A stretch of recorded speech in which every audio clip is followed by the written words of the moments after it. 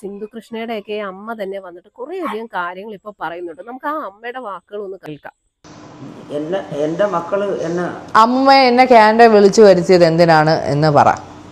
കാനഡയിൽ നിന്ന് ആ കൊച്ചിനെ ഞാൻ വിളിച്ചു വരുത്തിയത് സത്യത്തിൽ എന്നെ നോക്കാൻ ആരും ഇല്ലാത്തതുകൊണ്ട് തന്നെയാണ് ഞാൻ വിളിച്ചു വരുത്തിയത്. ഞാൻ വിളിച്ചിട്ട് തന്നെയാണ് ആ കൊച്ചു വന്നത്.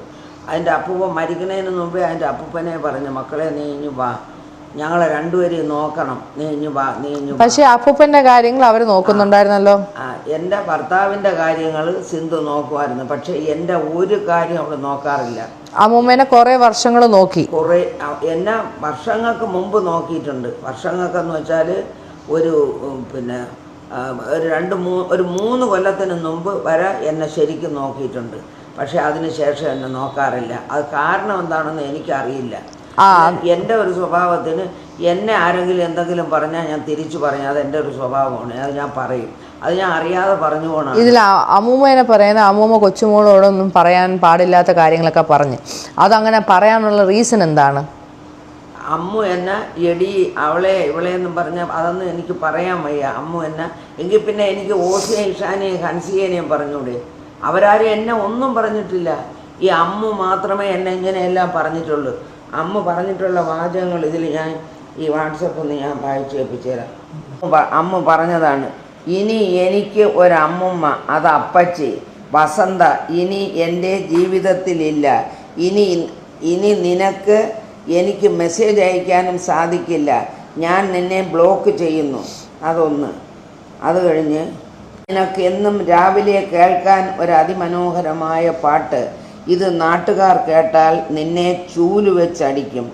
അത് ഓർത്തു വെച്ചോ. വൃത്തികെട്ട സ്ത്രീയെ, നിൻ്റെ എല്ലാ ബന്ധുക്കൾക്കും ഓരോ കോപ്പി വീതം അയച്ചിട്ടുണ്ട്. എല്ലാവരും കേൾക്കട്ടെ നിൻ്റെ പാട്ട്. ഇതൊക്കെയാണ് എനിക്കിപ്പോൾ ലാസ്റ്റ് അയച്ചത്. പിന്നെ ഇത് ഇത്രയേ ഉള്ളൂ. മറ്റത് എന്തെല്ലാം എടി വസന്തേ, എടി അതെ ഇതേ പിന്നെ അതൊക്കെ. എന്നിട്ട് അവർ ചെയ്യുന്നതെന്ന് വെച്ചാൽ മെസ്സേജ് ഡിലീറ്റ് ചെയ്ത് കളയും. ഇത് കണ്ടോ നിങ്ങൾ? അങ്ങനെ മെസ്സേജുകൾ അയച്ചതിന് ശേഷം ഡിലീറ്റ് ചെയ്യും. കാരണം അമ്മൂമ്മയ്ക്ക് അങ്ങോട്ട് അയക്കുന്നുള്ള കാര്യങ്ങൾ അമ്മൂമ്മയ്ക്ക് ഡിലീറ്റ് ചെയ്യാൻ അറിഞ്ഞുകൂടാ. എനിക്കിതൊന്നും അറിഞ്ഞുകൂടാത്തോണ്ട് എനിക്ക് അവരയക്കണേന് ഇത് കണ്ട അവരൊരു ഓഡിയോ അയച്ചത് വരെ അവരിങ്ങനെ ഡിലീറ്റ് ചെയ്യും. കാരണം അമ്മൂമ്മയ്ക്ക് അത് എടുത്തൊന്നും ചെയ്യാൻ അറിയത്തില്ല. അമ്മൂമ്മ അങ്ങോട്ട് അയക്കുന്നതുണ്ട്, ഇങ്ങോട്ട് അയക്കുന്നത് ഇല്ല. അപ്പം അവരിതുപോലെ എന്നെ എന്തെങ്കിലും പറഞ്ഞെങ്കിൽ മാത്രമേ ഞാൻ തിരിച്ചു പറഞ്ഞിട്ടുള്ളൂ. എന്നെ പറയാതെ അമ്മ ചുമ്മാ ഇരുന്ന് എന്നെ വിളിച്ചാണ് എന്നെ തെറി വിളിക്കാൻ തുടങ്ങിയത്. അങ്ങനെയാണ് ഞാൻ അമ്മുവിനെ തെറി വിളിച്ചത്. ഞാൻ വിളിച്ചില്ലെന്ന് പറയുന്നില്ല. പക്ഷേ ചുമ്മാ ഇരുന്ന് എന്നെ വിളിച്ച് അവൾ തെറി പറഞ്ഞതുകൊണ്ടാണ് ഞാൻ തെറി പറഞ്ഞത്, അല്ലെങ്കിൽ ഞാൻ പറയില്ല. എന്നിട്ട് അവർ പറയുന്ന അമ്മൂമ്മ അപ്പൂപ്പനെ നോക്കാൻ സമ്മതിച്ചില്ല എന്നും അപ്പൂപ്പൻ്റെ മൂക്കുന്ന രക്തം വന്നു. ഇതൊക്കെ ഞാൻ ഇവിടെ ഇല്ല എന്ന് എനിക്കറിയത്തില്ല. അവരെ മൂക്കുന്ന രക്തം വന്നെന്നൊക്കെ വെറുതെ ചുമ്മാ പറഞ്ഞ. മൂക്കങ്ങനെ മുറിഞ്ഞ് രക്തം വന്നെങ്കിലേ ഉള്ളൂ, അല്ലാതെ മൂക്കുന്നവർക്ക് വേറെ തരത്തിലൊന്നും രക്തം വന്നില്ല. എന്നിട്ട് അമ്മൂമ്മ ഹോം നഴ്സിനെ വെളിയിൽ നിർത്തിയെന്നാ അങ്ങനെ എന്തൊക്കെ പറയുന്നത്. തെറിയും പറഞ്ഞും കൊണ്ടുപോയൊരു ഹോം നഴ്സിനെ. കാരണം ഏത് ഹോം നഴ്സ് ഇവിടെ വന്നാലും ഹോം നഴ്സിനോട് ഏജൻസിയിലെ അവർ വിളിച്ച് പറയണത് അവിടെ ഒരു മെൻ്റൽ പ്രോബ്ലം ഉള്ളൊരു സ്ത്രീ ഉണ്ട്. ആ സ്ത്രീ പറയണ ഒരു കാര്യവും നിങ്ങൾ കേൾക്കരുത്. അവൾ നിങ്ങളെ എന്തെങ്കിലും പറഞ്ഞാൽ നിങ്ങൾ നന്നായിട്ട് നിങ്ങൾ തിരിച്ചങ്ങ് പറഞ്ഞുകൊള്ളണം. കാരണം നിങ്ങൾക്ക് ശമ്പളം തരണം ഞാനാണ്, ആ സ്ത്രീ അല്ല തരണത്. അവൾ പറഞ്ഞ ഒരു കാര്യവും നിങ്ങൾ കേൾക്കാൻ പാടില്ല. ഞാനിവിടെ ആർക്കൊരു ഫോൺ ചെയ്യുമോ ആ ഫോൺ അതേപടി ഇവർ റെക്കോർഡ് ചെയ്ത് എടുത്തിട്ട് ഇത്ര മണിക്ക് ഞാൻ ഇന്നാരെ വിളിച്ച്. ഞാൻ ആകെ വിളിക്കുന്നത് എൻ്റെ 2 നാത്തൂന്മാരുണ്ട്, അവരെ ചിലപ്പോൾ വിളിക്കും. അവരെ വിളിച്ചാൽ അമ്മൂമ്മ പരാതി പറയാറുണ്ട്. അവരെ വിളിച്ച് ഞാൻ പറയും, എനിക്ക് ആരുമില്ല, എൻ്റെ ഭർത്താവ് പോയപ്പോൾ എനിക്ക് ആരുമില്ല, എന്നെ നോക്കാൻ ആരുമില്ല, ഒരു ഫോൺ കോൾ ചെയ്യാൻ ആരുമില്ല. സിന്ധു എന്നെ ബ്ലോക്ക് ചെയ്ത് വെച്ച്, എൻ്റെ ഇളയ മോള് സിമി എന്നെ ബ്ലോക്ക് ചെയ്ത് വെച്ച്. സിമിക്ക് വേണ്ടിയാണ് എൻ്റെ ചെന്നൈയിലെ വീട് സഹിതം വിറ്റ് കൊടുത്ത് സിമിക്ക് വേണ്ടിയിട്ട്. അതും പോയി. അമ്മൂമ്മ എന്തുകൊണ്ടാണ് എന്നെ വളർത്തേണ്ടി വന്നത്? സിമി ഈ കുട്ടിയെ തൻവിയെ നോക്കാത്തതിൻ്റെ പേരിലാണ് ഞാൻ. അമ്മ പറയുന്ന ചിന്നമ്മ എന്നാണല്ലോ എൻ്റെ അമ്മേനെ വിളിക്കുന്നത്. ലോക ഏറ്റവും ബെസ്റ്റ് സ്ത്രീയാണെന്നും എൻ്റെ ഒരാൾ കല്യാണം കഴിച്ച എന്താ കുഴപ്പം എന്നാണ് പറയുന്നത്. കല്യാണം കഴിച്ച അല്ല കുഴപ്പം, ഒരു കുഞ്ഞിനെ നോക്കിയില്ല എന്നുള്ളതാണ് കുഴപ്പം. അങ്ങനെയാണെങ്കിൽ ഈ അമ്മു പറഞ്ഞിട്ടുണ്ടല്ലോ, പണ്ട് നിൻ്റെ അമ്മയും അമ്മുമായിട്ട് വഴക്ക് കൂടിയപ്പോൾ പറഞ്ഞിട്ടുണ്ടല്ലോ, എൻ്റെ കല്യാണത്തിന് പോലും ആ നാറി സിമിയെ ഞാൻ വിളിക്കൂലെന്ന് പറഞ്ഞിട്ടുണ്ടല്ലോ. ഇപ്പൊ ചിന്നമ്മ നല്ലവളാ. അങ്ങനെയൊക്കെ പറഞ്ഞാണ്. എന്തായാലും ആവട്ടെ. എന്തായിട്ട് പറയും, അമ്മൂമ്മ അപ്പൂപ്പനുമായിട്ട് അടിയാവുന്നു, അമ്മൂമ്മ അപ്പൂപ്പനെ ഇത് ചെയ്തു, ഉപദ്രവിച്ചു വന്നു, അമ്മൂമ്മ എങ്ങനെ ചെയ്തു വന്നു എന്നൊക്കെ പറയുന്നത്. അപ്പൊ അതിനെന്താണ് പറയാനുള്ളത്? ഞാനും എൻ്റെ ഭർത്താവും തമ്മിൽ അടികൂടിയ നാട്ടുകാർക്ക് എന്ത്? ഞങ്ങൾ ചിലപ്പോൾ അടികൂടും പിടികൂടും പലതും ചെയ്യും. അത് ആരും തിരക്കേണ്ട ഒരു കാര്യവുമില്ല. ഞങ്ങൾ 58 വർഷം കൊണ്ട് ഒന്നിച്ച് ഞങ്ങൾ ജീവിച്ചു. അങ്ങനെ ഒരു പ്രശ്നം ഉണ്ടെങ്കിൽ അപ്പൂപ്പനെ പണ്ടേ ഡിവോഴ്സ് ചെയ്താൽ പോരാ. അപ്പം അങ്ങനെ ഞാനും എൻ്റെ ഭർത്താവും തമ്മിൽ എന്തെങ്കിലും പ്രശ്നം ഉണ്ടെങ്കിൽ അവരൊക്കെ അങ്ങ് എന്നെ ഡൈവേഴ്സ് ചെയ്ത് കളഞ്ഞൂടെ? അത് ചെയ്യാതെ എന്നെ ഈ അവസാനം വരെ നോക്കി എനിക്ക് കിടക്കാനൊരു വീടും എനിക്ക് ജീവിക്കാനുള്ളതും ഒക്കെ തന്നിട്ട് തന്നെ എൻ്റെ ഭർത്താവ് പോയത്. ഇവരെല്ലാവരും നന്നായിട്ട് പറഞ്ഞല്ലേ, എന്തിനപ്പൂപ്പ ആ സ്ത്രീക്ക് ആ വീട് ആ സ്ത്രീയുടെ പേരിന് കൊടുത്തെന്തിനപ്പൂപ്പ, എന്തിനപ്പൂപ്പ ആ സ്ത്രീയുടെ പേരിന് പൈസ ഇട്ട് കൊടുത്തത്, അപ്പൂപ്പ എന്തിനു വേണ്ടി അത് ചെയ്തെന്നെല്ലാം അവർ ചോദിച്ചല്ലോ. ഈ അമ്മ ചോദിച്ചല്ലോ. ഈ അഹാന അവിടെ നിന്ന് എന്തെങ്കിലും ഫ്രൂട്ട്സ് വാങ്ങിച്ച് ഇവിടെ നിൽക്കുന്ന അലൻ എന്ന് പറഞ്ഞൊരു ഹോം നഴ്സ് നിന്നിട്ടുണ്ട്. അവൻ്റെ കയ്യിൽ ഫ്രൂട്ട്സ് വാങ്ങിച്ച് കൊടുത്തിട്ട് അവൻ്റെ അടുത്ത് പറയും, അലൻ അവിടെ ചെന്ന് ആ അമ്മുമ്മയോട് പറയണം, ഈ ഒരു ഫ്രൂട്ട്സ് പോലും അമ്മുമ്മ എടുക്കാൻ പാടില്ല, ഇത് അപ്പൂപ്പന് വേണ്ടി മാത്രം വാങ്ങി തന്നതാണെന്ന് ഞാൻ പറഞ്ഞെന്ന് അലൻ പറയണം. അലൻ പറയാതിരിക്കരുത്. ആ പയ്യൻ അതേപോലെ ഇവിടെ വന്ന് എന്നോട് പറയുമായിരുന്നു. അഹാന ചേച്ചി പറഞ്ഞ് ഈ ഫ്രൂട്ട്സ് അതെല്ലാം ഒരു പേരയ്ക്ക, ഒരു ഓറഞ്ച്, ഒരു ആപ്പിൾ, എന്നാ അപ്പൂപ്പന് അങ്ങനെ ഇഷ്ടം പോലും അല്ല. അപ്പം എന്ത് കൊണ്ടുവന്നാലും ഞാൻ തിന്നാതെ എൻ്റെ ഭർത്താവ് തിന്നൂല്ല. ഒരു സാധനവും എനിക്ക് തന്നെ അവർ തിന്നും. അവർക്ക് എത്ര വയ്യെങ്കിലും എനിക്ക് തരാതെ ഒരു സാധനവും അവർ കഴിക്കില്ല. പക്ഷേ അമ്മ അങ്ങനെ പറഞ്ഞ് കൊടുത്തയച്ചിട്ടുണ്ട്. എന്നിട്ട് ആ പയ്യനോട് തീർത്ത് പറഞ്ഞ്, ഞാൻ പറഞ്ഞെന്ന് പറയണം, ആ സ്ത്രീ ഇതൊന്നും എടുക്കാൻ പാടില്ല എന്ന്. എന്നിട്ട് അവസാനം അമ്മൂമ്മ ഇവിടെ വീട്ടിൽ വന്നിട്ട് അവരെല്ലാരും എന്താ പറഞ്ഞ, കല്യാണത്തിന്റെ കാര്യം എന്താണ് പറഞ്ഞത്? ഇവിടെ ലാസ്റ്റിൽ ഇവരെ അമ്മു എന്നെ അടിക്കാനായിട്ട് വന്നായിരുന്നു. ഞാൻ പറഞ്ഞു, എന്നെ അടിച്ചാൽ ഞാൻ ഇപ്പം പോലീസിനെ വിളിക്കുമെന്ന് പറഞ്ഞു.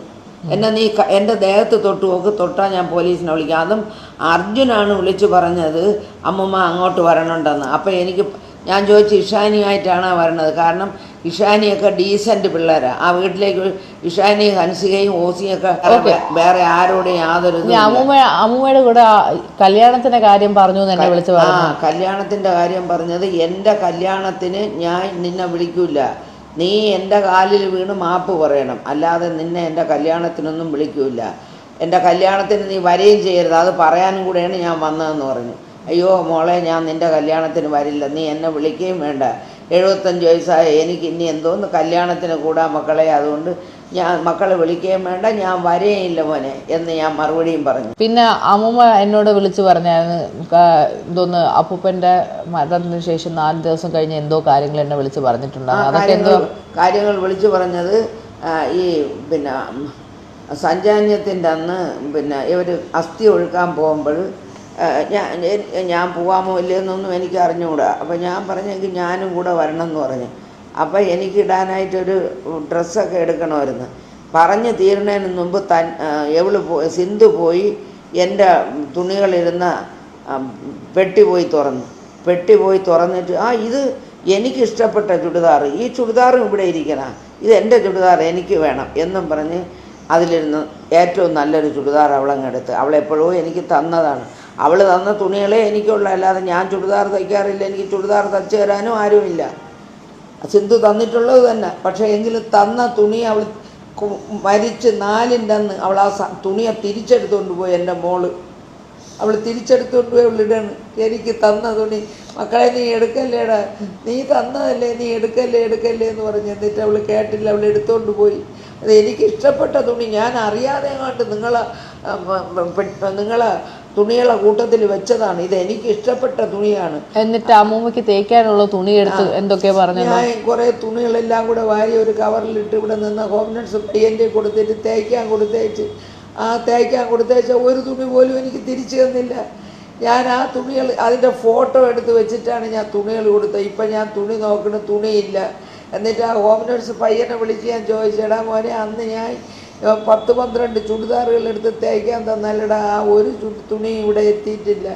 അപ്പോൾ അതെനിക്കറിയില്ല എന്നായി. അത് കൊടുത്തിട്ട് ആ തുണി എനിക്ക് തിരിച്ചു കിട്ടിയില്ല. കാരണം അണ്ണാച്ചി തുണി തേച്ചാൽ ഇവരെ വീട്ടിലാണ് കൊടുക്കണത്, സിന്ധുവിൻ്റെ വീട്ടിലാണ് കൊടുക്കുന്നത്. അത് അവരെടുത്തങ്ങ് മാറ്റിക്കളഞ്ഞ്. എനിക്ക് ഓർമ്മയില്ലാത്തതുകൊണ്ട് ഞാൻ ചോദിച്ചില്ല. എനിക്ക് കൊടുക്കാൻ ഒരു തുണി വാങ്ങിത്തരാൻ ആരുമില്ല. എൻ്റെ തുണി അവൾ വാങ്ങിത്തന്ന തുണിയും ഞാൻ വാങ്ങിച്ചതും. എപ്പോഴും ഞാൻ ഒരിക്കൽ നർമ്മദയിൽ പോയി ഒരു 3-4 തുണി വാങ്ങിച്ചു. ആ തുണിയെല്ലാം ഉണ്ടായിരുന്നു, അതെല്ലാം അവളങ്ങ് തിരിച്ചെടുത്ത്. എനിക്ക് ഞാനിപ്പോൾ നോക്കിയപ്പോൾ എൻ്റെ വീട്ടിൽ ആ തുണിയില്ല. അതുകൊണ്ട് നമ്മൾ പോയി അതിനും തുണി എടുക്കേണ്ടി വന്നു. അങ്ങനെ ഇപ്പോൾ എൻ്റെ കൊച്ചു വന്നിട്ട് പറഞ്ഞ് അമ്മൂമ്മയ്ക്ക് തുണിയില്ലെങ്കിൽ ഞാൻ വാങ്ങിത്തരാം എന്നും പറഞ്ഞ് പോയി. എനിക്കൊരു 5 ചുടിദാറിൻ്റെ തുണി വാങ്ങിച്ച് അവൾ തയ്ക്കാൻ കൊടുത്തിരിക്കുന്നത്, എനിക്ക് കൊടുക്കാൻ തുണിയില്ലെന്ന് പറഞ്ഞതുകൊണ്ട്. അങ്ങനെയൊക്കെയാണ് എൻ്റെ മോൾ എന്നോട് കാണിച്ചത്. എൻ്റെ ഭർത്താവിൻ്റെ കൂടെ പറയും, ഡാഡി ആ സ്ത്രീ, ആ വൃത്തികെട്ട സ്ത്രീ ചത്തെങ്കിൽ ഞാൻ ഡാഡിയെ എൻ്റെ വീട്ടിൽ കൊണ്ട് നിർത്തിയനാണ്. ആ സ്ത്രീ അങ്ങ് ചത്താൽ മതിയായിരുന്നു ഡാഡി, ആ സ്ത്രീ ചാവേയില്ലല്ലേ എന്നെപ്പോഴും പറയുമായിരുന്നു. അവർ വന്ന് എന്നോട് പറയടി, ഒരു മോള് പറയണ വാചകമാണ് ഇതാണ് എൻ്റെ മോള് പറയണത്. അവൾ